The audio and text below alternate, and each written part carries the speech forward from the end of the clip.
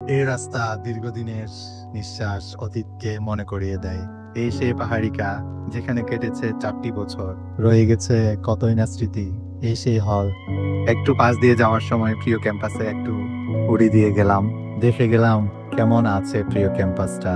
সবকিছুই আগের মতো ঠিক আছে, কিন্তু চিরচেনা সেই মানুষগুলো এখন আর নেই।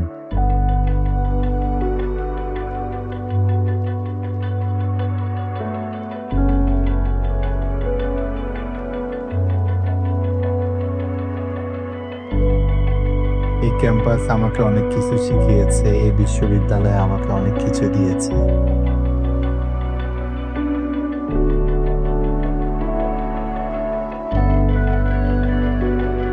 তো আজকে পুরো ফ্যামিলি সহ আমার বাচ্চারা সহ ক্যাম্পাস ঘুরতে এসেছি। এই ক্যাম্পাসে আমরা এসেছিলাম 2013-এ আর বের হয়েছি 2017-এ। এরপর আমি দেশের বাইরে চলে যাই।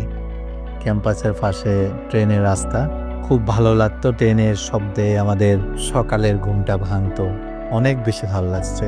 অনেক দিন পরে আসা ক্যাম্পাসে, প্রায় দীর্ঘ 6-7 বছর পরে আসা হয়েছে।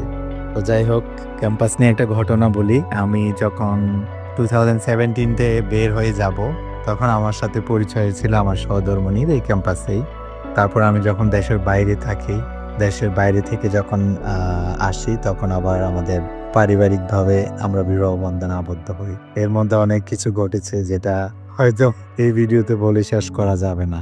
ইনশাল্লাহ কোনো এক সময় যদি সময় পাই অবশ্যই বলবো। এটা হচ্ছে আমাদের মেইন গেট, মসজিদ। তারপরে এদিকে দিয়ে আবার টিচারদের ডরমেটরিতে যাওয়া যায়। এখন অনেকগুলো দোকান হয়েছে এখানে। তারপর আমরা যেহেতু ঈদের 1 দিন বা 2 দিন পরেই গিয়েছিলাম, তো সবকিছুই বন্ধ। এটা হচ্ছে মসজিদ, সেন্ট্রাল মসজিদ। ওভারঅল সবকিছু মিলে একটু বুঝিয়ে গেলাম আর কি। আসলে পুরো ক্যাম্পাসে ফাঁকা, কেউ নেই। কোনো স্টুডেন্ট, কোনো টিচার, কোনো বাস, কিছুই নেই। সবকিছু আজ নীরব, সবকিছু আজ ছুটিতেই চলে গেছে। তো ক্যাম্পাসে থাকাকালীন হলের সময়টা অনেক বেশি মিস করি। আসলে যারা হলে থাকে না তারা বুঝবে না।